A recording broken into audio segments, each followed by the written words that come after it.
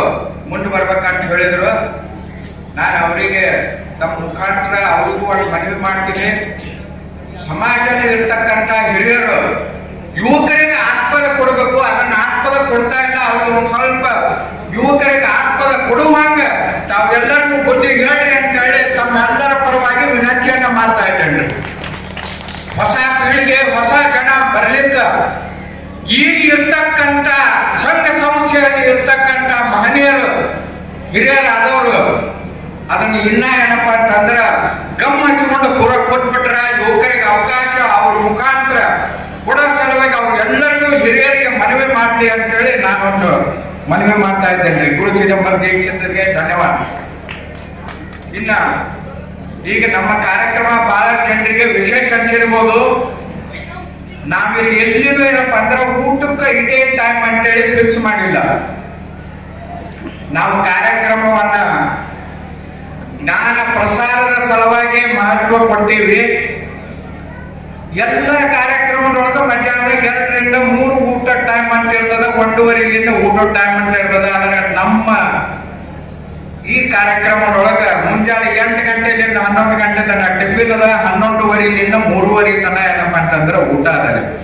ಯಾರು ಊಟದ ಟೈಮಿಗೆ ಇದೇ ಟೈಮಿಗೆ ಹೋಗ್ಬೇಕು, ಕಾರ್ಯಕ್ರಮಕ್ಕೆ ಹೋಗ್ಬೇಕಾದ್ರೆ ಊಟಕ್ಕೆ ಇದೇ ಟೈಮಿಗೆ ಹೋಗ್ಬೇಕು. ಯಾರಿಗೆ ಯಾವಾಗ ಹಸಿವಾಗ್ತದೆ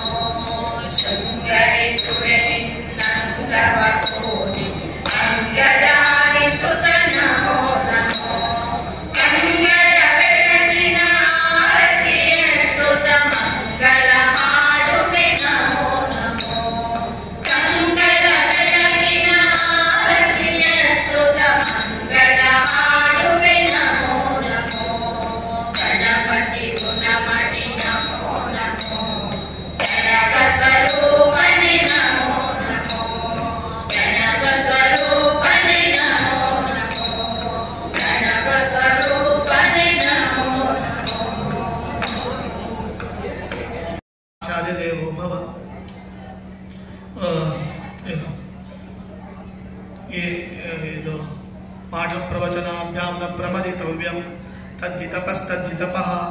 ಇವೆಲ್ಲ ಏನು ಎಲ್ಲಿ ಮಾತುಗಳಿವೆಲ್ಲ ತೈತರೀಯೋಪನಿಷತ್ತಿನ ಮಾತು, ಅಂದರೆ ಕೃಷ್ಣ ಯಜುರ್ವೇದದಲ್ಲಿ ಬಂದಿರುವ ಮಾತು. ಆಮೇಲೆ ಯಾಜ್ಞವಲ್ಕ್ಯರು ಒಂದು ಚಾಲೆಂಜ್ ತಗೋತಾರೆ. ಚಾಲೆಂಜ್ ಏನು? ಹೀಗಿರ್ಬೇಕು, ಒಂದು ರೀಚ್ ಆಗಬೇಕು, ಒಂದು ಗುರಿಯನ್ನು ಮುಟ್ಟಬೇಕು ಅಂದರೆ ಹಿಂದೆ ಗುರು ಬೇಕು, ಮುಂದೆ ಗುರಿ ಬೇಕು. ಅದು ಯಾಜ್ಞವಲ್ಕ್ಯರ ವಿಷಯದಲ್ಲಿ ಆಯ್ತು. ಒಂದು ಚಾಲೆಂಜ್ ತಗೊಂಡ್ಬಿಡ್ತಾರೆ ಯಾಜ್ಞವಲ್ಕ್ಯ. ಏನು ಚಾಲೆಂಜ್ ತಗೊಳ್ತಾರೆ ಅಂದರೆ, ಗುರುಗಳಿಗೂ ಗೊತ್ತಿಲ್ಲದ ವಿಷಯಗಳನ್ನು ನಾನು ಕಂಡುಕೊಡ್ಬೇಕು ಅಂತ. ನೋಡಿ ಎಂಥ ಚಾಲೆಂಜ್ ಅಂತ. ನಮ್ದಾಗಲ್ಲ, ಗುರುಕುಲ ಬಿಟ್ಟು ಹೋದರೆ ಅದೇ ನಮಗೆ ದೊಡ್ಡದು ಅಂತ ಅನ್ನಿಸ್ತದೆ. ಗುರುಗಳಿಗೂ ಗೊತ್ತಿರಲಾರದೆ ಇರುವಂತಹ ವಿಷಯಗಳನ್ನು, ಆ ಗುಹ್ಯಗಳನ್ನು, ರಹಸ್ಯಗಳನ್ನು ನಾನು ತಿಳಿಯಬೇಕು ಅಂತ ಅವರು ಚಾಲೆಂಜ್ ಮಾಡ್ತಾರೆ. ಇದು ಚಾಲೆಂಜ್. ಹೇಗೆ ಜೀವನದಲ್ಲಿ ಚಾಲೆಂಜ್ಗಳನ್ನೇ ತಗೊಳ್ಬೇಕು. ಅದು ಹೇಗಿರಬೇಕು ಅಂದರೆ, ಅದಕ್ಕೆ ಗುರುಗಳು ಸಂಪ್ರೀತರಾಗ್ತಾರೆ. ಗುರುವಿಗೆ ಏನಿರ್ತದೆ ಅಂದರೆ, ಶಿಷ್ಯಾತ್ ಇಚ್ಛೇತ್ ಪರಾಜಯಂ. ಶಿಷ್ಯರು ಗುರುಗಳನ್ನು ಪರಾಜಯಗೊಳಿಸಬೇಕು, ಸೋಲಿಸಬೇಕು ಅನ್ನುವ ಭಾವನೆ ಇರ್ತದೆ. ಪುತ್ರಾದಿಚ್ಛೇತ್ ಪರಾಜಯಂ. ಮಗನಿಂದ ತಾನು ಸೋಲಬೇಕು ಎಂಬ ಬಯಕೆ ಯಾರಿಗಿರ್ತದೆ? ಅಪ್ಪನಿಗಿರ್ತದೆ. ಗುರುಗಳಿಗೂ ಕೂಡ ಹಾಗೆ ಇರ್ತದೆ. ಪ್ರಾಯ ಹಾಗೆ ಆಯ್ತು. ಯಾಜ್ಞವಲ್ಕ್ಯರು ವೈಶಂಪಾಯನಾಚಾರ್ಯರಿಗೂ ಕೂಡ ಗುರುಗಳಿಗೂ ಗೊತ್ತಿಲ್ಲದೆ ಇರುವ ಸಂಗತಿಗಳನ್ನು ತಾನು ತಿಳಿಯಬೇಕು ಅಂತ ಹೇಳಿಬಿಟ್ಟು ಏನು ಮಾಡ್ತಾರೆ? ತಪಸ್ಸು ಮಾಡ್ತಾರೆ. ಅದೇ ಯಾರು ಅಂದರೆ ಧಿಯೋಯೋನಃ ಪ್ರಚೋದಯಾತ್. ಸವಿತ್ರ ನಾಮಕ ಲಕ್ಷ್ಮೀನಾರಾಯಣ, ಸವಿತಾಂತರ್ಗತ ಸೂರ್ಯಾಂತರ್ಗತ ನಾರಾಯಣ ದೇವರನ್ನು ಯಾಜ್ಞವಲ್ಕ್ಯರು ಉಪಾಸನೆ ಮಾಡ್ತಾರೆ. ಉಪಾಸನೆ ಮಾಡಿದಾಗ ಆಗ ಅವರಿಗೆ ದರ್ಶನ ಆದದ್ದು, ಅವರು ಕಂಡುಕೊಂಡದ್ದು ಏನು ಅಂದರೆ ಅದೇ ಶುಕ್ಲ ಯಜುರ್ವೇದ. ಹೀಗೆ ಯಾಜ್ಞವಲ್ಕ್ಯರಿಂದ ಹೊರಹೊಮ್ಮಿತು. ಯಾಜ್ಞವಲ್ಕ್ಯರ ಅವರ ಚಿಂತನೆಗಳು ಬಹಳ ಸುಂದರ ಇದೆ. ನಾನು ಕೆಲವು ವಿಷಯಗಳನ್ನು ಇಲ್ಲಿ ನಿರೂಪಿಸ್ತೇನೆ ಅವರದೇ ಮಾತಿನಲ್ಲಿ, ಅಂದರೆ ಅವರದೇ ವಾಕ್ಯಗಳು. ಅಲ್ಲಿ ಯಾಜ್ಞವಲ್ಕ್ಯರ ಗ್ರಂಥ ಪ್ರಸಿದ್ಧವಾಗಿರುವಂಥದ್ದು. ಅನೇಕ ಸ್ಮೃತಿಗಳಿವೆ. ಆ ಸ್ಮೃತಿಗಳಲ್ಲಿ ಶ್ರೇಷ್ಠವಾದ ಸ್ಮೃತಿ ಯಾಜ್ಞವಲ್ಕ್ಯ ಸ್ಮೃತಿ. ನನಗೆ ಆ್ಯಕ್ಚುಲಿ ಯೋಗ ಯಾಜ್ಞವಲ್ಕ್ಯದ ಬಗ್ಗೆ ಹೇಳಿದ್ದಾರೆ. ಇದು ಒಂದು ಯೋಗನೇ. ಅವರೇನು ನುಡಿದಿದ್ದಾರೆ ಅದನ್ನು ಹೇಳೋದು ನಮ್ಮ ಯೋಗ. ಯಾಜ್ಞವಲ್ಕ್ಯರು ಹೇಳಿದ್ದನ್ನು, ಅವರು ಕೊಟ್ಟ ವಿಷಯಗಳನ್ನು, ಅವರು ಕೊಟ್ಟ ಸಂಪತ್ತನ್ನು ನಾವು ದರ್ಶನ ಮಾಡೋದು, ಅದು ನಮಗೆ ಯೋಗ. ಇಂದು ನಿಮ್ಮೆಲ್ಲರ ಯೋಗ ಅಂತಲೇ ಭಾವಿಸಬೇಕು.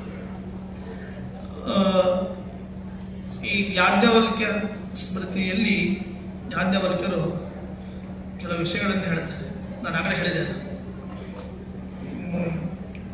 ಪಂಚ ಗೃಹಸ್ಥನಾದವನು ಏನು ಮಾಡಬೇಕು, ಕೆಲವು ವಿಷಯಗಳು ಗೃಹಸ್ಥ ಧರ್ಮವನ್ನು ನಿರೂಪಣೆ ಮಾಡ್ತಾರೆ.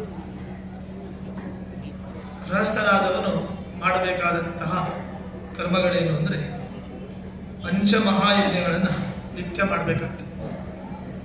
ಬಲಿ, ಕರ್ಮ, ಸ್ವದಾಹೋಮ, ಸ್ವಾಧ್ಯಾಯ, ಅತಿಥಿ ಸಕ್ರಿಯ, ಭೂತ ಪಿತೃಮರ ಬ್ರಹ್ಮ ಮನುಷ್ಯಾಣಾಂ ಮಹಾಮಖಃ. ಭೂತಯಜ್ಞ, ಪಿತೃಯಜ್ಞ, ದೇವಯಜ್ಞ, ಬ್ರಹ್ಮಯಜ್ಞ ಹಾಗೂ ಮನುಷ್ಯಯಜ್ಞ. ಇದು 5 ಯಜ್ಞಗಳು.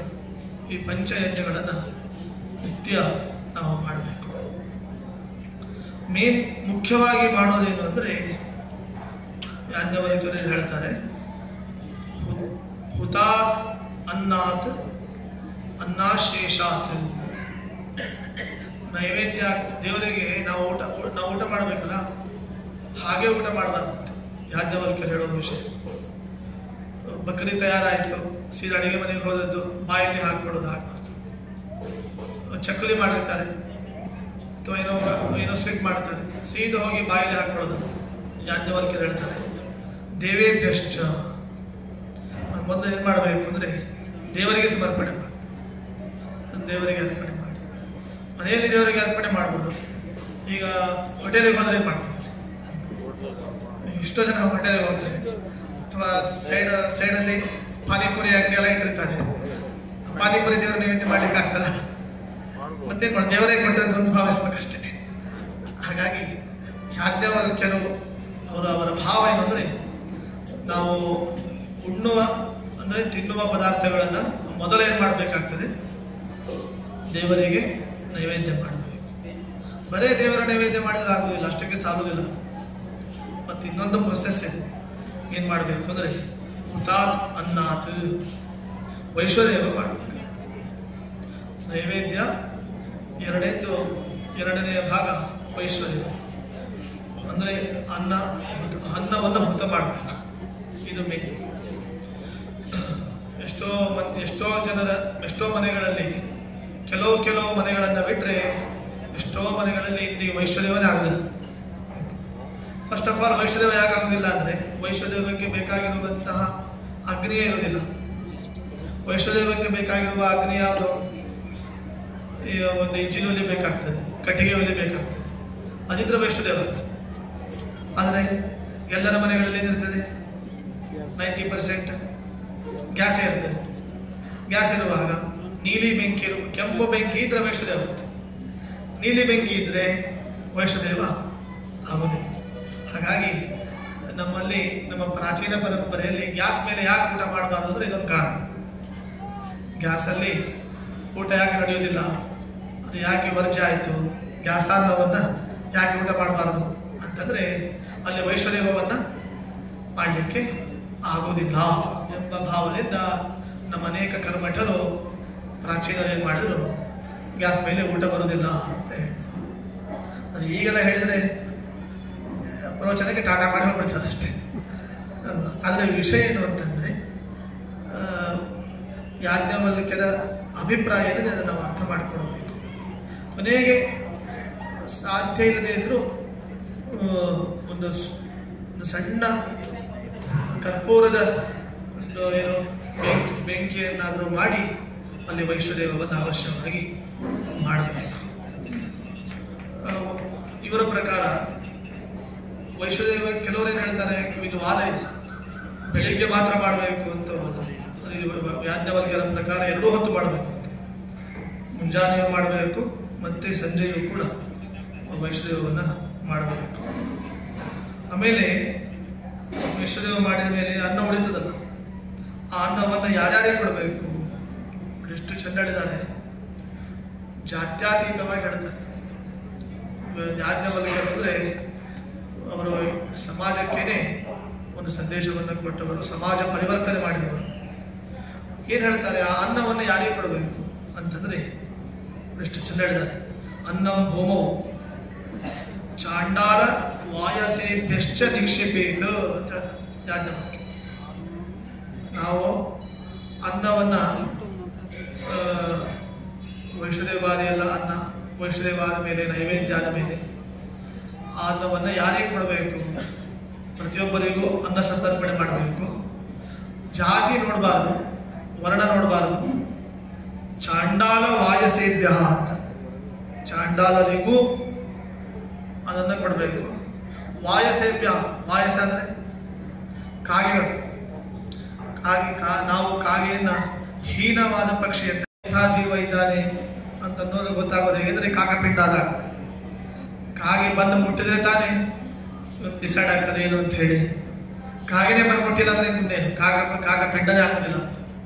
ಹಾಗಾಗಿ ಇಂದಿಗೂ ಕೂಡ ಎಷ್ಟು ಸೋಜಿಗ ಆಶ್ಚರ್ಯದ ಸಂಗತಿ ಅಂದರೆ, ಸ್ಮಶಾನದಲ್ಲಿ ಅಲ್ಲಿ ಕೆಲವು ಕೇಸುಗಳು ನಾವು ನೋಡಿರ್ತೇವೆ. ಕಾಕಪಿಂಡ 6 ತಾಸು ಆದರೂ ಆಗಿರೋದಿಲ್ಲ, 8 ತಾಸು ವೇಟ್ ಮಾಡ್ತಾರೆ, ಆಗಿರೋದಿಲ್ಲ. ಕೊನೆಗೆ ಬೇರೆ ಬೇರೆ ಬೇರೆ ಬೇರೆ ವಿಕಲ್ಪಗಳನ್ನು ಮಾಡ್ತಾರೆ, ಹಾಗಾದರೆ ಹೀಗಾದರೆ ಹೀಗೆ ಹೀಗೆ. ಮೊನ್ನೆ ಒಬ್ಬರದು ನಮ್ಮ ಕಡೆ ಪರಿಚಯದವರದೊಬ್ಬರು ಕಾಕಪಿಂಡ ಆಯಿತು. ಅವ್ರದ್ದೇನು ಅಂದರೆ ಅನೇಕ ವಿಕಲ್ಪಗಳನ್ನು ಮಾಡಿದರು, ಆಗಲಿಲ್ಲ. 2.5 ಗಂಟೆ ವೇಟ್ ಮಾಡಿದ್ದಾಯಿತು. ಕೊನೆಗೆ ಫ್ಲ್ಯಾಶ್ ಆಯಿತು. ಏನು ಅಂದರೆ, ನಾವು ಹಾಸ್ಪಿಟಲಿಗೆ ಅಡ್ಮಿಟ್ ಆಗಿದೆ. ಅವರಿಗೆ ಹಾಸ್ಪಿಟಲ್ ಅಡ್ಮಿಟ್ ಆಗಿದ್ದು ಅವರಿಗೆ ಇಷ್ಟ ಇರಲಿಲ್ಲ. ಹಾಸ್ಪಿಟಲ್ಗೆ ಅಡ್ಮಿಟ್ ಆದದ್ದರಿಂದ ಅದಕ್ಕೆ ಪ್ರಾಯಶ್ಚಿತ್ತ ಮಾಡಿದರೆ ಮಾತ್ರ ನನಗೆ ಗತಿಯಾಗ್ತದೆ ಅಂತ ಮನಸ್ಸೊಳಗೆ ಇತ್ತು. ಇವರು ಅದನ್ನ ಹೇಳಿದರು, ವಿಚಾರ ಮಾಡಿ, ಹಾಸ್ಪಿಟಲ್ ಅಡ್ಮಿಟ್ ಆಗಿದೆ, ಅದಕ್ಕೆ ನಾವು ಪ್ರಾಯಶ್ಚಿತ್ತ ಮಾಡ್ತೇವೆ ಅಂತ ಅಂದದ್ದೇ ತಡ ಕಾಗೆ ಬಂದಿತ್ತು, ಪಿಂಡ ಮುಟ್ಟಿತ್ತು. ಅಂದ್ರೆ ಇಂದಿಗೂ ಕೂಡ ಆ ಸಂಗತಿಗಳು ನಡೀತಾ ಉಂಟು ಅಂತಂದ್ರೆ ಎಷ್ಟು ಆಶ್ಚರ್ಯ ಅಲ್ವಾ. ಈ ವಿಜ್ಞಾನ ಯುಗದಲ್ಲಿಯೂ ಈ ಆಧುನಿಕ ಯುಗದಲ್ಲಿಯೂ ಕೂಡ ಕಾಕಪಿಂಡ ಅದು ಆಶ್ಚರ್ಯ ಅಂತ ಅನಿಸ್ತದೆ. ಹಾಗಾಗಿ ಯಾಜ್ಞವಲ್ಕ್ಯರು ಬಹಳ ವಿಶೇಷವಾದ ಸಂಗತಿಗಳನ್ನು ಹೇಳ್ತಾರೆ. ಎಲ್ಲರಿಗೂ ಅನ್ನದಾನವನ್ನು ಮಾಡಬೇಕು. ಆಮೇಲೆ ಅನ್ನದಾನ ಮಾಡುವಾಗ ಯಾರ್ಯಾರಿಗೆ ಮಾಡಬೇಕು, ಮೊದಲು ಯಾರಿಗೆ ಮೊದಲು ಮನೆಯಲ್ಲಿ ಅನ್ನದಾನ ಮಾಡಬೇಕಲ್ಲ, ಯಾರಿಗೆ ಮೊದಲು ಮಾಡಬೇಕು, ಯಾರಿಗೆ ಮೊದಲು ಊಟ ಕೊಡಿಸಬೇಕು, ಇದೆಲ್ಲ ಯೋಗ. ಇದೊಂದು ರೀತಿ ಇದು ಯಾವ ಯೋಗ ಅಂದರೆ ಇದು ಒಂದು ರೀತಿಯಲ್ಲಿ ಇದು ಜ್ಞಾನ ಯೋಗ. ಯಾರಿಗೆ ಅನ್ನ ಹಾಕಬೇಕು? ಒಬ್ಬ ಗೃಹಸ್ಥನಾದವರು ಮೊದಲಿಗೆ ತಾನೇ ಊಟ ಮಾಡಬಾರ್ದು. ಅವ್ರು ಹೇಳ್ತಾರೆ, ಬಾಲಸ್ವವಾಸಿನಿ ವೃದ್ಧ ಗರ್ಭಿಣ್ಯಾತುರ ಕನ್ಯಕಾ ಸಂಭೋಜ್ಯ ಅತಿಥಿ ಭೃತ್ಯಾಶ್ಚ ದಂಪತ್ಯೋ ಶೇಷ ಭೋಜನಂ. ಮನೆಯಲ್ಲಿ ವಿಭಕ್ತ ಕುಟುಂಬ, ಅವಿಭಕ್ತ ಕುಟುಂಬ, ಆದರೆ ಈಗ ವಿಭಕ್ತ ಕುಟುಂಬನೇ. ಈಗ ಅಂದರೆ ಮೊದಲನಲ್ಲಿ ಅವಿಭಕ್ತ ಕುಟುಂಬ ಜೊತೆಗೆ ಇರುವಂತಹದ್ದು. ಮೊದಲು ಯಾರಿಗೆ ಊಟಕ್ಕೆ ಹಾಕಬೇಕು ಅಂದರೆ ಬಾಲ ಮಕ್ಕಳಿಗೆ ಊಟಕ್ಕೆ ಹಾಕಬೇಕು. ಆಮೇಲೆ ಇನ್ನು ಮದುವೆ ಆಗಲಾರದೆ, ಮದುವೆ ಇನ್ನೂ ಆಗಿಲ್ಲ ಅಂಥ ಕನ್ಯೆಯರು ಮನೆಯಲ್ಲಿದ್ದರೆ ಅವರಿಗೆ ಮೊದಲು ಕೊಡಿಸ್ಬೇಕು, ಅವರಿಗೆ ಮೊದಲು ಊಟಕ್ಕೆ ಹಾಕಬೇಕು. ಆಮೇಲೆ ವೃದ್ಧರು, ಹಿರಿಯರು, ವಯಸ್ಕರಾದವರು ಅವರಿಗೆ ಊಟಕ್ಕೆ ಹಾಕಬೇಕು. ಗರ್ಭಿಣಿಯ ಮನೆಯಲ್ಲಿ ಗರ್ಭಿಣಿಯರಿದ್ದರೆ ಅವರಿಗೆ ಮೊದಲ ಪ್ರಾಶಸ್ತ್ಯ. ಆಮೇಲೆ ಕನ್ಯಕಾ ಕುಮಾರಿಯರು, ಕನ್ಯೆಯರು ಅವರಿಗೆ. ಸಂಭೋಜ್ಯ ಅತಿಥಿ ಭೃತ್ಯಾಶ್ಚ, ಅತಿಥಿಗಳು, ಯಾರಾದರೂ ಅತಿಥಿಗಳು ಬಂದರೆ ನಾವು ವೇಟ್ ಮಾಡಬೇಕು. ಈಗ ವೇಟ್ ಮಾಡುವ ಕಾರ್ಯಕ್ರಮವೇ ಇಲ್ಲ. ಹಿಂದಿನ ಕಾಲದಲ್ಲಿ ವೇಟ್ ಮಾಡೋದಿರ್ತಿತ್ತು, ಅತಿಥಿಗಳು ಬರ್ತಾರೆ ಅಂತೇಳಿ ಅತಿಥಿಗಳಿಗೆ ಹಾಕಬೇಕು. ಆಮೇಲೆ ಸೇವಕರಿಗೂ ಹಾಕಬೇಕಂತ. ನೋಡಿ ಎಷ್ಟು ಚೆಂದ ಹೇಳ್ತಾರೆ. ಸೇವಕರಿಗೆಲ್ಲರಿಗೂ ಭೋಜನ ಮಾಡಿಸಿ ಆಮೇಲೆ ಯಜಮಾನನಾದವನು ತಾನು ನಂತರದಲ್ಲಿ ಭೋಜನ ಮಾಡಬೇಕು ಅಂತ ಇದು ಯಾಜ್ಞವಲ್ಕ್ಯರು ಒಂದು ಸುಂದರವಾದ ನೀತಿಯನ್ನು ತಿಳಿಸ್ತಾರೆ. ಆಮೇಲೆ ಊಟ ಮಾಡುವಾಗ ಅದು ಯಾಜ್ಞವಲ್ಕ್ಯರು ಹೇಳೋದು ಭೋಜನ ಅನ್ನೋದೇನು ವೈಶ್ವಾನರ ಯಜ್ಞ ಕರೀತಾರೆ. ಕೃಷ್ಣ ಹೇಳ್ತಾನೆ, ಅಹಂ ವೈಶ್ವಾನರೋ ಭೂತ್ವ ಪ್ರಾಣಿನಾಂ ದೇಹಮಾಶ್ರಿತ. ವೈಶ್ವಾನರ ಯಜ್ಞ ಭೋಜನ ಅಂತ ಏನ್ ಮಾಡಬೇಕು ಅಂದ್ರೆ ಊಟದ ಮೊದಲು ಆಪೋಷಣ, ಊಟದ ನಂತರವೂ ಆಪೋಷಣ. ಆಪೋಷಣ ಅಂದ್ರೆ ಅಮೃತೋಪಸ್ತರಣಮಸಿ ಸ್ವಾಹ ಅಂತ ಒಂದು, ಇನ್ನೊಂದು ಅಮೃತಾಪಿ ಧಾನಮಸಿ ಸ್ವಾಹ ಅಂತ ಒಂದು. ಎರಡು ಇದನ್ನು ಆಪೋಷಣ ಅಂತ ಕರೀತಾರೆ. ಇದು ಹೊರಗಡೆ ಬಂದಾಗ ಇಲ್ಲಿ ಆಗ್ತದೆ. ಈ ಬಫೆ ಸಿಸ್ಟಮ್ ಮಾತ್ರ ಇದು ಆಗೋದಿಲ್ಲ. ಈ ಪರೀಕ್ಷೆ ಕಾರ್ಯಗಳು ಆಗೋದಿಲ್ಲ, ಎಲ್ಲ ಆಪೋಷಣ ಆಗ್ತದೆ ಅಷ್ಟೇ. ಇದ್ದ ಊಟ ಅಡಿಗೆ ಎಲ್ಲ ಆಪೋಷಣ ಆಗ್ತದೆ. ಆದರೆ ಆಪೋಷಣದ ಪ್ರೊಸೆಸ್ ಏನಿದೆ ಅದು ನಡೆಯುವುದು. ಮುಂದಿನ ದಿನಗಳಲ್ಲಿ ಯಾಜ್ಞವಲ್ಕ್ಯರ ಮಹರ್ಷಿಗಳ, ಯೋಗೀಶ್ವರರಾದಂತಹ ಯಾಜ್ಞವಲ್ಕ್ಯರ ಒಂದು ಸ್ಮರಣ ಸಮಾವೇಶವಾದಾಗ ಇದೊಂದು ನಾವು ಜಾರಿಗೆ ತರಬೇಕು. ಏನಂದರೆ ಯಾರು ವ್ಯವಸ್ಥಾಪಕರಿದ್ದಾರೆ ಅವರು ಜಾರಿಗೆ ತರಬೇಕು. ಎಲ್ಲರೂ ಲೈನಲ್ಲಿ ಊಟ ಕೊಡಬೇಕು. ಅಲ್ಲಿ ನಿಂತುಕೊಂಡು ಊಟ ಇರೋದಿಲ್ಲ, ಲೈನಲ್ಲಿ ಊಟ ಕೊಡಬೇಕು. ಪ್ರತಿಯೊಬ್ಬರೂ ಕೂಡ ಏನು ಮಾಡಬೇಕು, ಏಕಕಾಲಕ್ಕೆ ಆಪೋಷಣ ತಗೊಳ್ಬೇಕು. ಪರಿಷೇಕ ಮಾಡಿ ಆಪೋಷಣ ತಗೊಳ್ಬೇಕು. ಮತ್ತೆ ಊಟ ಆದಮೇಲೆ ಮತ್ತೆ ಆಪೋಷಣವನ್ನು ತಗೊಳ್ಬೇಕು. ಇದೊಂದು ದೊಡ್ಡ ಯಜ್ಞ ಅಂತ ಕರೀತಾರೆ. ಭೋಜನ ಯಜ್ಞವನ್ನ ನಾವಲ್ಲ, ಭೋಜನ ಹೇಗೆ ಮಾಡಬೇಕು ಅಂತ ಅನ್ನೋದನ್ನ ಕೆಲವು ಪ್ರಾಣಿಗಳು ಕೂಡ ಶಿಸ್ತಿನಿಂದ ಮಾಡ್ತವೆ.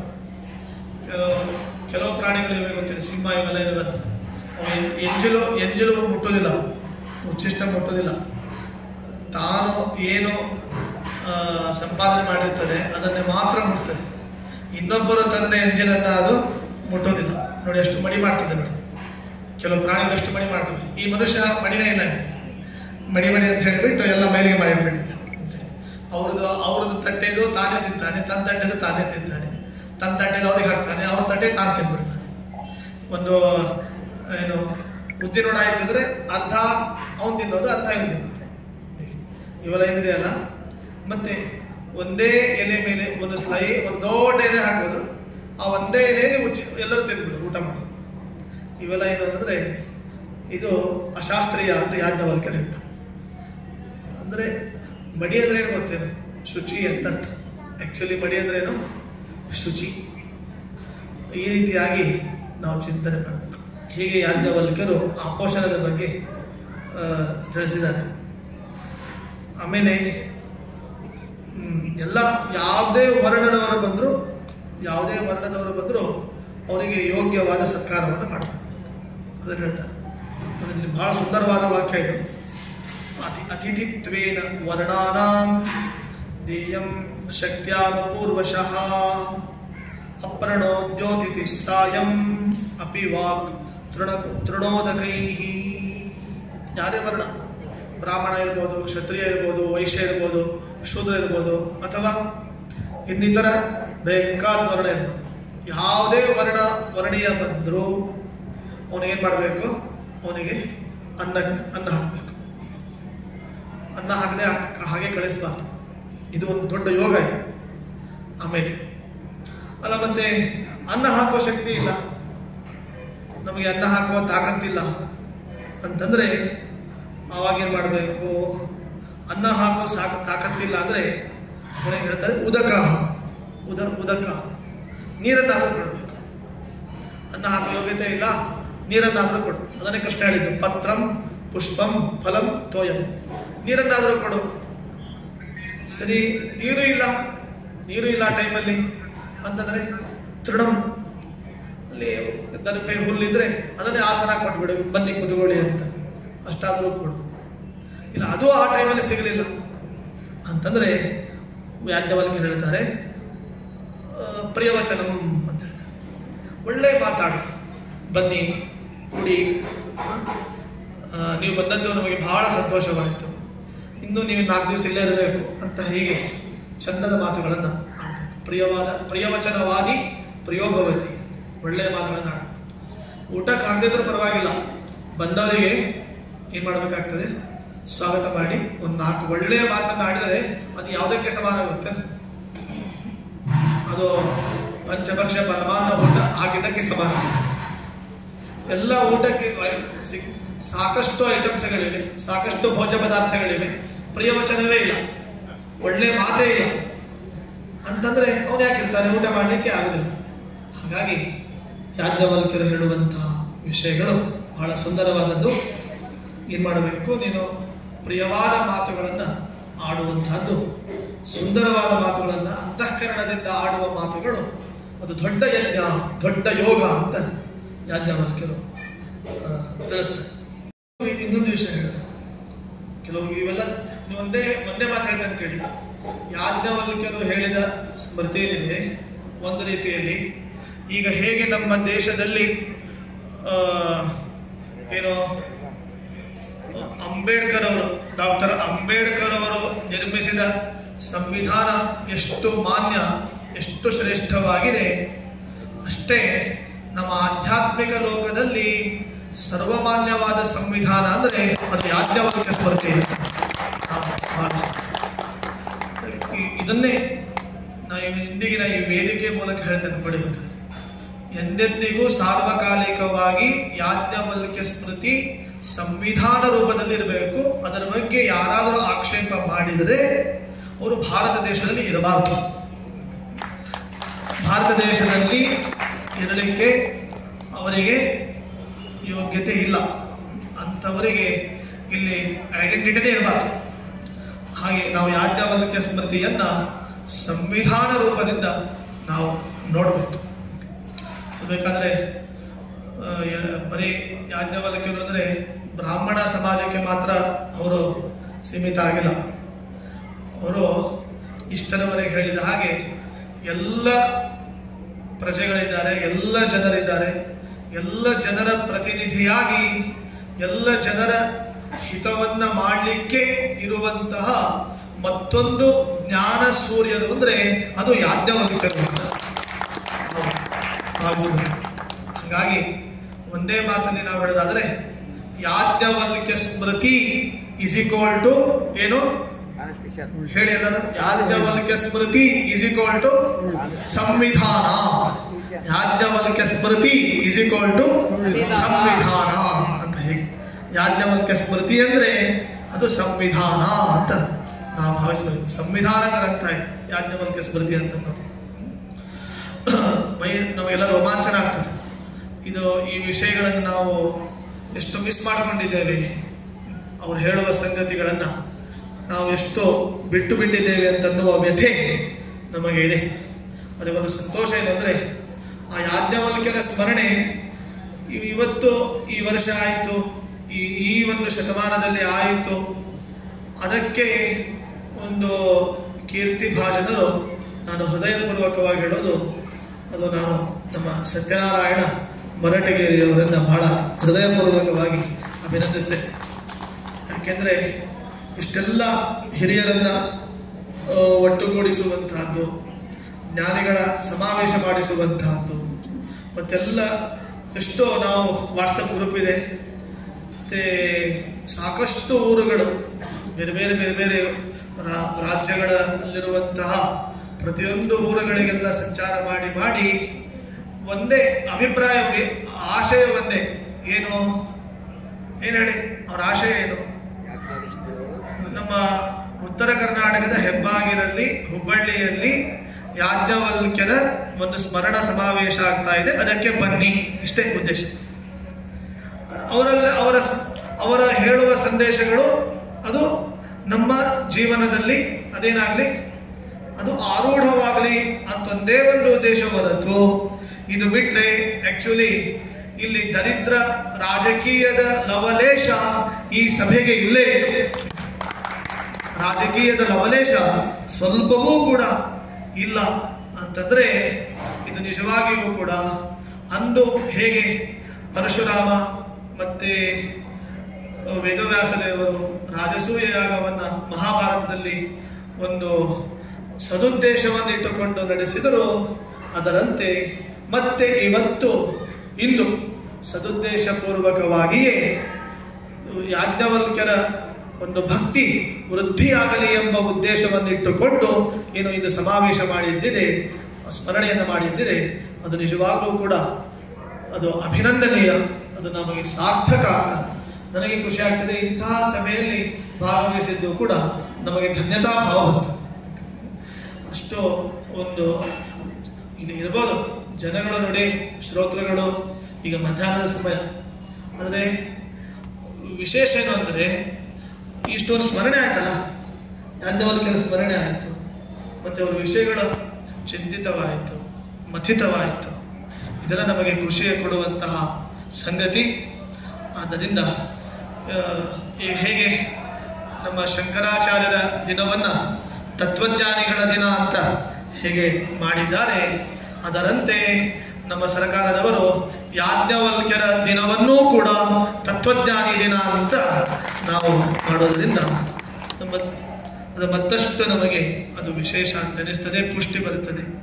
ಯಾಕೆಂದ್ರೆ ಆಚಾರ್ಯ ಶಂಕರರು, ಮಧ್ವರು, ರಾಮಾನುಜರು ಯಾಜ್ಞವಲ್ಕ್ಯರ ಒಂದು ಉಪನಿಷತ್ತುಗಳನ್ನು, ಅಂದ್ರೆ ಅವರು ಕಂಡು ಹಿಡಿದ ಉಪನಿಷತ್ತುಗಳನ್ನ ಅವರು ಉಲ್ಲೇಖ ಮಾಡ್ತಾರೆ ಅಂತಂದ್ರೆ ಮತ್ತು ಅವ್ರು ಎಂಥವ್ರು ಇರಬೇಕು, ಮಹಾತತ್ವಜ್ಞಾನಿಗಳು ಯಾಜ್ಞವಲ್ಕ್ಯರು ಅಂತ ನಾವು ಭಾವಿಸಬೇಕು.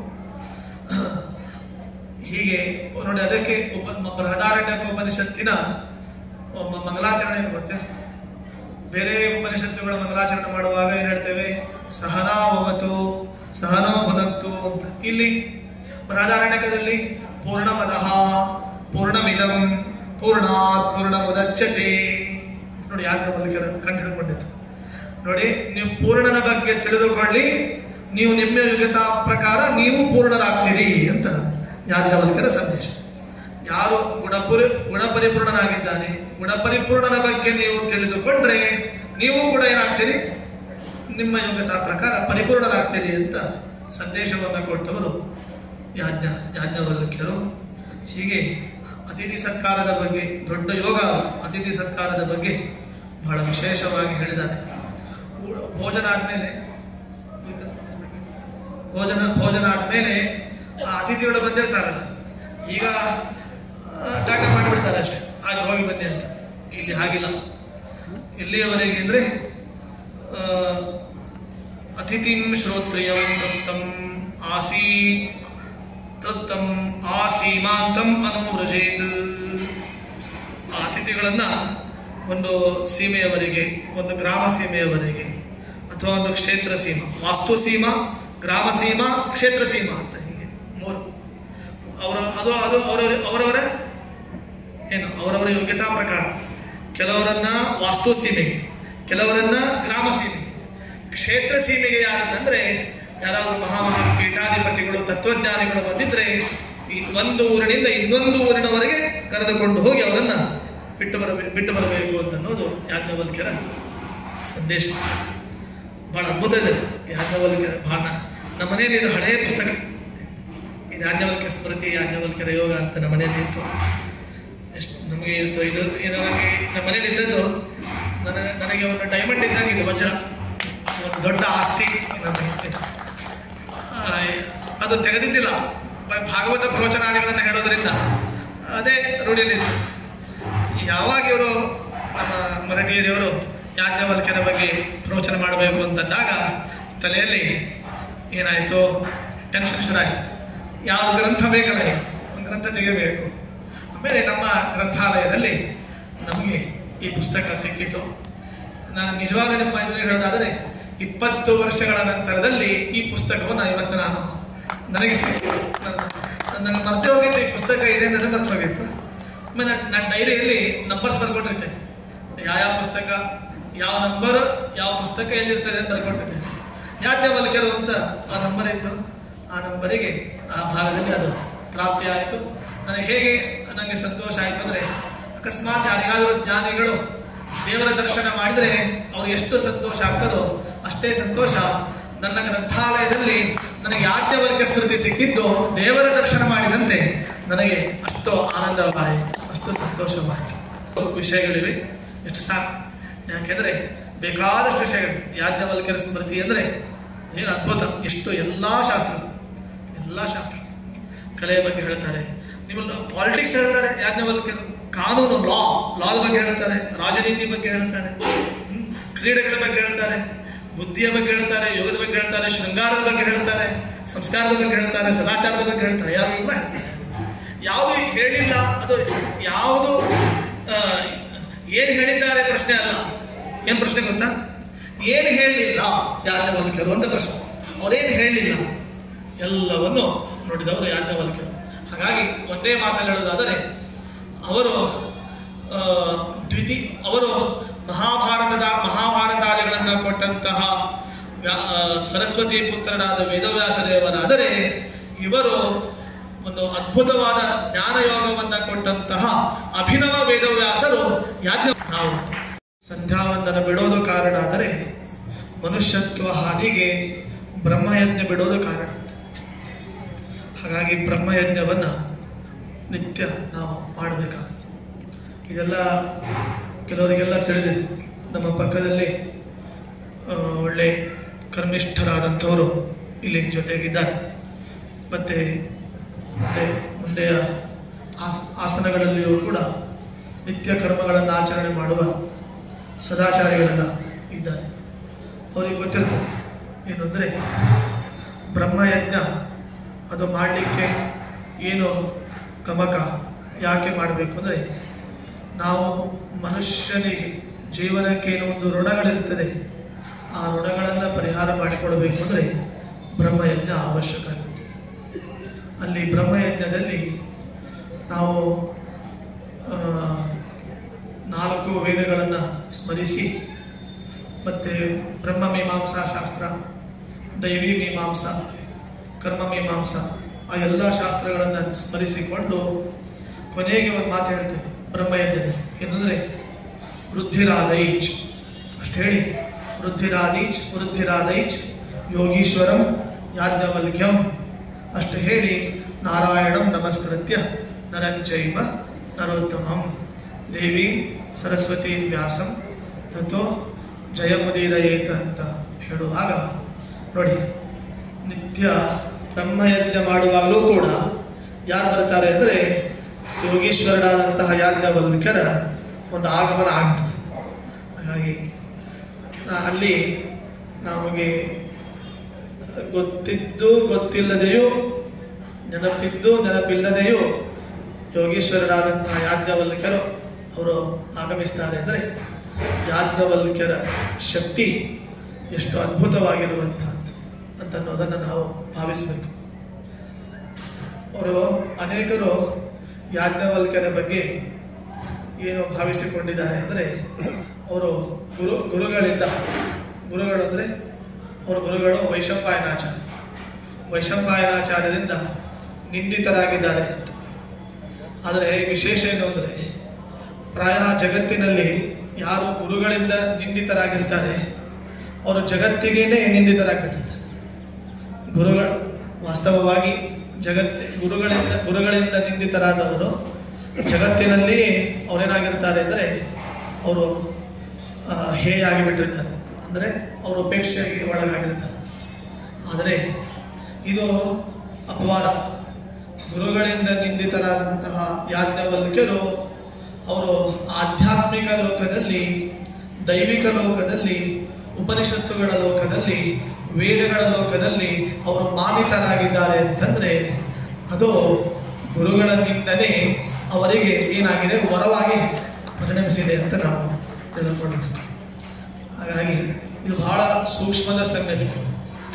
ಗುರುಗಳ ನಿಂದನೆಗೆ ಒಳಗಾಗಿ ಬಿಟ್ಟರೆ ಅವನು ಉದ್ಧಾರ ಆಗೋದಿಲ್ಲ ಅಂತ. ಗುರುವಿನ ಗುಲಾಮನಾಗುವ ತನಕ ದೊರೆಯದಣ್ಣ ಮುಗುತಿ ಅಂತ ಹೇಳುವ ಹಾಗೆ ಗುರುಗಳಿಂದ ನಿಂದನೆಗೆ ಒಳಗಾಗಿ ಬಿಟ್ಟ, ಗುರುಗಳ ನಿಂದನೆ ಆಯಿತು ಅಂದರೆ, ಗುರುದ್ವೇಷ ಆಯಿತು ಅಂದರೆ ಅವನು ಉದ್ಧಾರಣೆ ಆಗುವುದಿಲ್ಲ ಅಂತ ನಾನು ನೋಡಿ. ಅದರಲ್ಲಿ ಹಂಗಿಲ್ಲ. ಗುರುಗಳಿಂದ ನಿಂದಿತರಾಗಿದ್ದರು ಮತ್ತೆ ಅವರು ಜಗನ್ಮಾನ್ಯರಾಗಿದ್ದಾರೆ ಯಾಜ್ಞವಲ್ಕ್ಯರು ಅಂದರೆ ಅದು ಒಂದು ರೀತಿಯಲ್ಲಿ ನನಗನ್ನಿಸುವ ಮಟ್ಟಿಗೆ ಮಹಾಭಾರತ ಹೇಗೆ ಕೃಷ್ಣನ ದೃಷ್ಟಿಯಲ್ಲಿ, ವ್ಯಾಸರ ದೃಷ್ಟಿಯಲ್ಲಿ ಹೈ ಡ್ರಾಮಾ ನಡೆದು ಬಿಟ್ಟಿದೆ, ಹಾಗೆ ಯಾಜ್ಞವಲ್ಕ್ಯರ ಜೀವನದಲ್ಲಿಯೂ ಕೂಡ ಹೈ ಡ್ರಾಮಾನೇ ನಡೆದು ಬಿಟ್ಟಿದೆ. ಅದು ಯಾಕೆಂದರೆ ಶುಕ್ಲ ಯಜುರ್ವೇದ ಅದಕ್ಕೆ ಅವರು ದ್ರಷ್ಟಾರರು ಆಗಬೇಕು ಅಂತಂದರೆ ಶುಕ್ಲ ಯಜುರ್ವೇದದ ಮುಖ್ಯ ಭಾಗ ಅನೇಕ ಬ್ರಾಹ್ಮಣಗಳಿವೆ.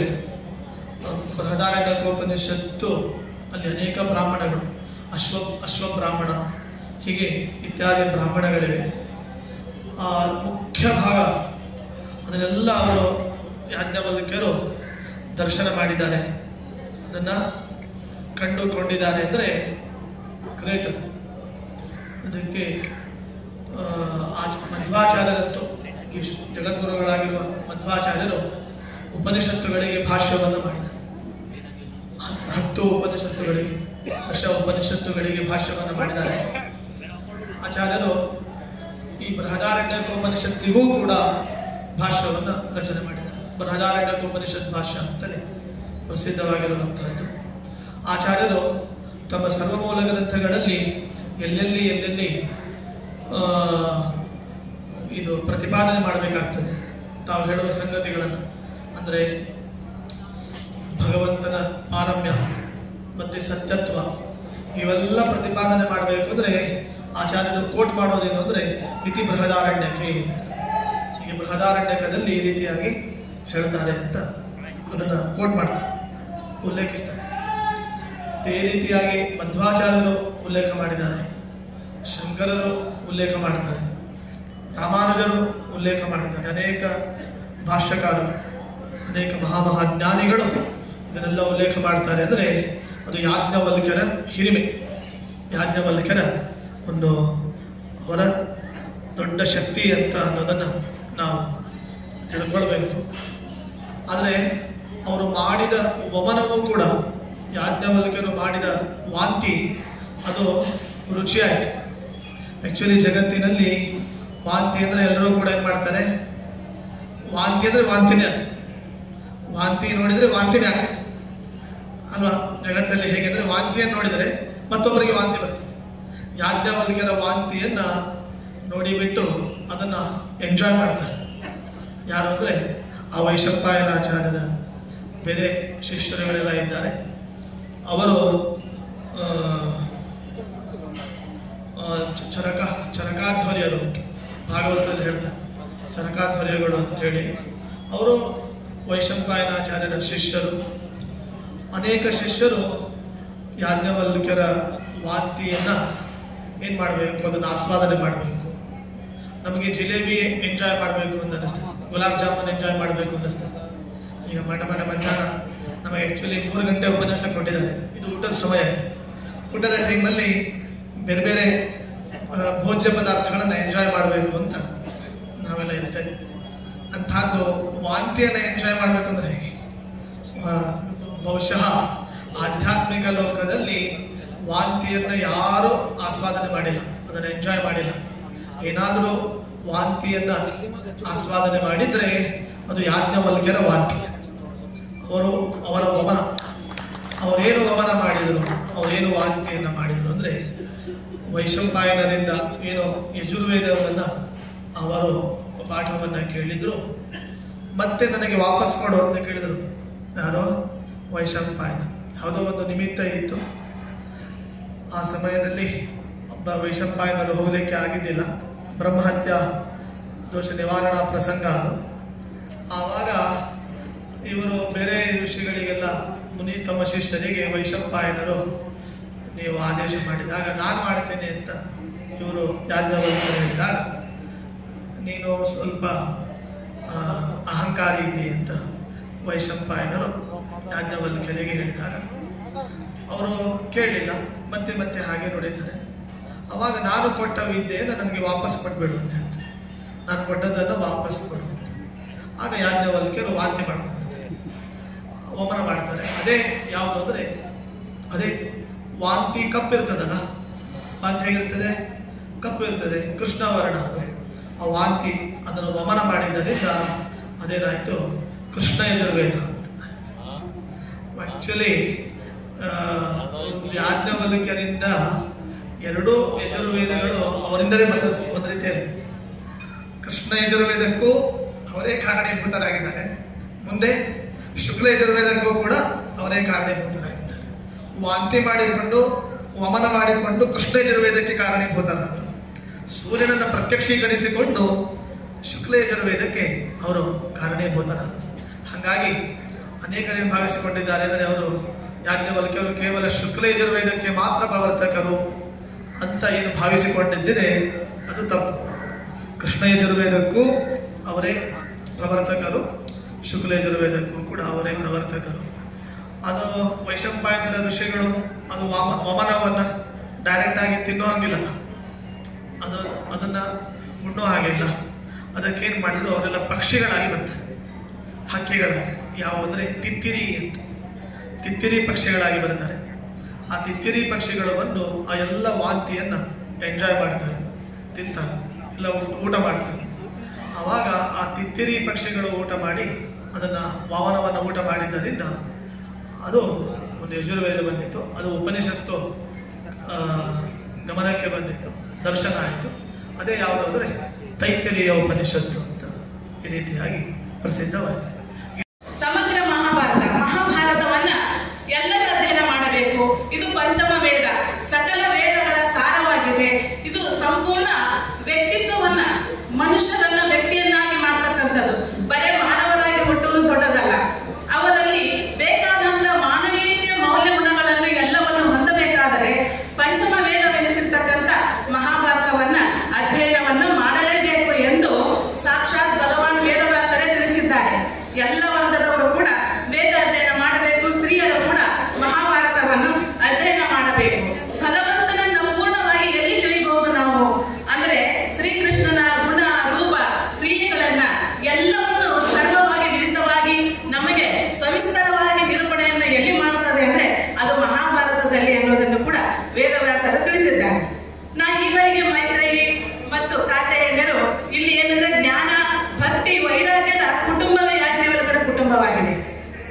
ಭಕ್ತಿಯಿಂದ ಸಂಸಾರವನ್ನು ನಡೆಸಿದಂತ ಕಾತ್ಯಾಯನರಾಗಿದ್ದಾರೆ ಮತ್ತು ಮೈತ್ರಿಯ ತತ್ವೋಪದೇಶವನ್ನು ಮಾಡಿದ್ದಾರೆ. ಇದೇ ಕಣ್ವ ಮಠದ ಪರಂಪರೆಯಲ್ಲಿ ಕೂಡ ಸಾಧು ಶಿರೋಮಣಿ ತಿಮ್ಮಮ್ಮನವರು ಕೂಡ ಬಂದಿದ್ದಾರೆ. ಅದು ಈಗಿನ ಯುಗದಲ್ಲಿ ಈ ಇತ್ತೀಚಿನ ಕಾಲದಲ್ಲಿ ಶ್ರೀಮತಿ ವಿಜಯಲಕ್ಷ್ಮಿ ಪುರಾಣಿಕ ಎನ್ನುವರು ಹುಬ್ಬಳ್ಳಿಯ ನಿವಾಸಿಗಳಾಗಿರುತ್ತಾರೆ. ಅವರ ತವರೂರು ಇದು. ಈ ರಾಜ್ಯ ಸಮ್ಮೇಳನದಲ್ಲಿ ಅವರು ಭಾಗವಹಿಸಿ ನಮ್ಮ ಗ್ರಂಥ ಕೂಡ ಇಲ್ಲಿ ಜನರಿಗೆ ಪರಿಚಿತ ಆಗಬೇಕು ಎನ್ನುವ ಉದ್ದೇಶದಿಂದ ಆ ಕೃತಿಗಳನ್ನ ಇಲ್ಲಿ ಪರಿಚಯಿಸಿದ್ದಾರೆ. ಇಲ್ಲಿ ಅವರು ಬರೆದಿರುವಂತಹ ಕೃತಿಯನ್ನು ಅಧ್ಯಯನ ಮಾಡಿದಾಗ ಗೊತ್ತಾಗೋದು ಏನಂತಂದ್ರೆ, ಅನೇಕ ವಿದ್ವಾಂಸರು ಏನು ಮಹಾಭಾರತವನ್ನು ಕುರಿತಾಗಿ ವ್ಯಾಖ್ಯಾನಗಳನ್ನು ಮಾಡಿದ್ದಾರೆ ಮತ್ತು ಆಚಾರ್ಯರು ಕೂಡ ಇದಕ್ಕೆ ತಾತ್ಪರ್ಯ ನಿರ್ಣಯಗಳನ್ನು ಬರೆದುಕೊಟ್ಟಿದ್ದಾರೆ ಮಹಾಭಾರತಕ್ಕೆ.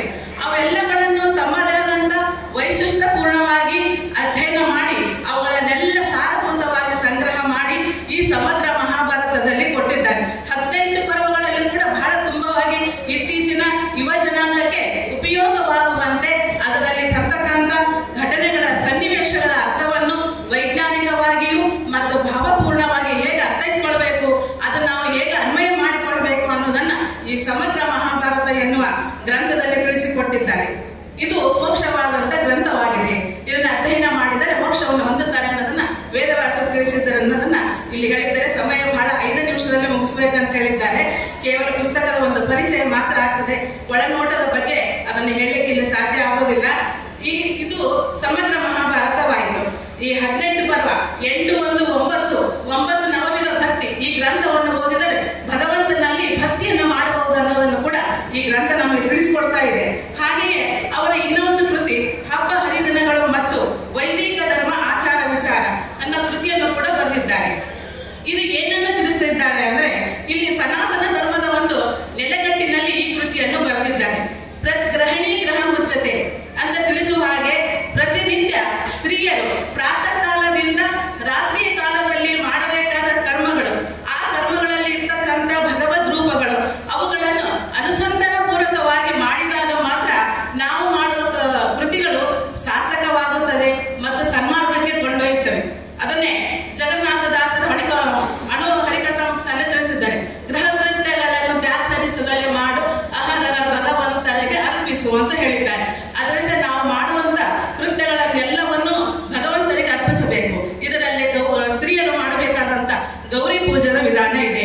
ಮತ್ತು ಚೈತ್ರ ಮಾಸದಿಂದ ಫಾಲ್ಗುಣ ಮಾಸದಲ್ಲಿ ಬರ್ತಕ್ಕಂಥ ಎಲ್ಲ ನಮ್ಮ ಸನಾತನ ಧರ್ಮದಲ್ಲಿ ಬರ್ತಕ್ಕಂಥ ಹಬ್ಬಗಳು ಮತ್ತು ಜಯಂತಿಗಳು, ಅದರ ಬಗ್ಗೆ ತಯಾರಿ ಹೇಗೆ, ಅದರ ಒಂದು ಮಹತ್ವವೇನು, ಯಾಕೆ ಒಂದು ಜಯಂತಿಯನ್ನು ಮಾಡಿದ್ದಾರೆ, ಅವರು ಯಾಕೆ ಆಚರಣೆ ಮಾಡಬೇಕು, ಅದರಿಂದ ಇರ್ತಕ್ಕಂಥ ಒಂದು ವೈದಿಕದ ಒಂದು ದೃಷ್ಟಿಯೇನು, ವೈಜ್ಞಾನಿಕ ಕಾರಣವೇನು, ಎಲ್ಲವನ್ನು ಕೂಡ ಸಂಪೂರ್ಣವಾಗಿ ಇದರಲ್ಲಿ ಅವರು ಚಿತ್ರಿಸಿಕೊಟ್ಟಿದ್ದಾರೆ. ಎಲ್ಲ ವಿಷಯಗಳನ್ನು ಇದೊಂದು ಒಳಗೊಂಡು ಸಮಗ್ರವಾದಂತ ಕೈಪಿಡಿಯಾಗಿದೆ. ಇವೆರಡು ಕೃತಿಗಳು ಕೂಡ ಶ್ರೀಗಳವರ ಪಂಚಮ ಚಾತುರ್ಮಾಸದಲ್ಲಿ ಕಮಲಾಪುರದಲ್ಲಿ ಅವರ ಸಾನ್ನಿಧ್ಯದಲ್ಲಿ ಲೋಕಾರ್ಪಣೆಗೊಂಡು ಅವರು ಕೂಡ ಇದಕ್ಕೆ ಅನುಗ್ರಹ ಸಂದೇಶವನ್ನು ಬರೆದಿದ್ದಾರೆ. ಪ್ರತಿಯೊಬ್ಬ ಸ್ತ್ರೀಯರಿಗೆ ಬೇಕಾಗ್ತಕ್ಕಂಥ ಪ್ರತಿನಿತ್ಯ ಕರ್ಮಗಳಲ್ಲಿ ಕೂಡ, ಯಾಕಂದ್ರೆ ಮನುಷ್ಯನಿಗೆ ನಾವು ತಿಳಿದು ಮಾಡಿದಾಗ ಅದೊಂದು ಸಂತೋಷವನ್ನು ಉಂಟು ಮಾಡ್ತದೆ. ಎಲ್ಲಾ ಜನರು ಇದನ್ನ ತಿಳಿಬೇಕು ಅಂತ ಹೇಳಿ ಆ ಕೃತಿಯನ್ನು ಕೂಡ ತಿಳಿಸಿದ್ದಾರೆ. ಹಾಗೆ ಕನಕದಾಸರು ಒಂದು ಕಡೆ ಹೇಳ್ತಾರೆ, ಅವರಿಗೆ ನಾವು ಮಾಡುವಂತ ಈ ಮಹಾಭಾರತಕ್ಕೂ ಬಂತು, ಇದಕ್ಕೂ ಬಂತು, ಎಲ್ಲದಕ್ಕೂ ಹೇಳ್ಬೇಕು, ಅನ್ವಯಿಸಿ ಹೇಳ್ಬೇಕಂತಂದ್ರೆ ಬರೀ ಅದ್ರ ಭಕ್ತಿಯಿಂದ ಬರೆದು ಓದಿದವರಿಗೆ ಇಷ್ಟಾರ್ಥ ಸಿದ್ಧಿಪುದು ಅಂತ ಹೇಳಿದ್ದಾರೆ. ಅವರಂತೆ ಅವರು ಈಗ ಸಮಗ್ರ ಮಹಾಭಾರತವನ್ನ ಎಲ್ಲ ಸಂಪೂರ್ಣವಾಗಿ ಅಧ್ಯಯನ ಮಾಡಿ ಅವರು ಇಷ್ಟಾರ್ಥವನ್ನ ಸಿದ್ಧಿಯನ್ನು ಪಡೆದಿದ್ದಾರೆ. ನಾವು ಕೂಡ ಇವತ್ತೇನು ಈ ಪುಸ್ತಕಗಳ ಪರಿಚಯವಾಗಿವೆ, ಈ 2 ಕೃತಿಗಳನ್ನು ಪ್ರತಿನಿತ್ಯ ನಾವು ಪಾರಾಯಣ ಮಾಡಿ ನಮ್ಮ ಜೀವನದಲ್ಲಿ ಅನುಸಂಧಾನವನ್ನು ಮಾಡಿಕೊಂಡಲ್ಲಿ ಕೃತಿಕಾರನಿಗೂ ಒಂದು ಧನ್ಯತಾ ಭಾವವಿರುತ್ತದೆ, ನಮ್ಮ ಜೀವನ ಕೂಡ ಸಾಫಲ್ಯವಾಗ್ತದೆ ಅನ್ನೋದನ್ನ ನಾ ಹೇಳಲಿಕ್ಕೆ ಇಷ್ಟಪಡ್ತಾ ಇದ್ದೇನೆ. ಸಮಯ 5 ನಿಮಿಷ ಕೊಟ್ಟಿದ್ರು, ಅಷ್ಟದಲ್ಲೇ ಮುಗಿಸುವುದು ಅನಿವಾರ್ಯ. ಯಾಕಂದ್ರೆ ಬೃಹತ್ ಸಮ್ಮೇಳನ ಅನೇಕ ಕಾರ್ಯಕ್ರಮಗಳು ಇವೆ. ಆದ್ದರಿಂದ ಇಲ್ಲಿಗೆ ಮುಗಿಸ್ತಾ ಇದ್ದೇನೆ. ಇದರಲ್ಲಿ ಪಾಲ್ಗೊಳ್ಳಲಿಕ್ಕೆ ಅವಕಾಶವನ್ನು ಮಾಡಿಕೊಟ್ಟಂತ ಸಮಿತಿಯವರಿಗೂ ಮತ್ತು ವಿಜಯಲಕ್ಷ್ಮಿ ಪುರಾಣಿಕರು ಕೂಡ ನಾನು ಅನಂತ ವಂದನೆಗಳನ್ನು ಸಲ್ಲಿಸ್ತೇನೆ. ಹಾಗೆ ಈವರೆಗೂ ಭಕ್ತಿಪೂರ್ವಕವಾಗಿ ಕೃತಿಗಳ ಬಗ್ಗೆ ಪರಿಚಯವನ್ನು ಶ್ರವಣ ಮಾಡಿದ್ದೀರಿ. ತಮ್ಮೆಲ್ಲರಿಗೂ ಅನಂತ ವಂದನೆಗಳನ್ನು ಸಲ್ಲಿಸುತ್ತೇನೆ. ಮಧ್ವಾಂತರ್ಗತ ಶ್ರೀಕೃಷ್ಣ ಅರ್ಪಣ ಮಸ್ತು. ವಿದ್ಯಾರ್ಥಿಗಳಿಂದ ವೇದ ಪಾರಾಯಣ, ಐಡಿ ಪಾಠಶಾಲಾ ವಿದ್ಯಾರ್ಥಿಗಳು ವೇದಿಕೆ ಮೇಲೆ ಬರಬೇಕಾಗಿ ವಿನಂತಿ. Ayyamanam Rahas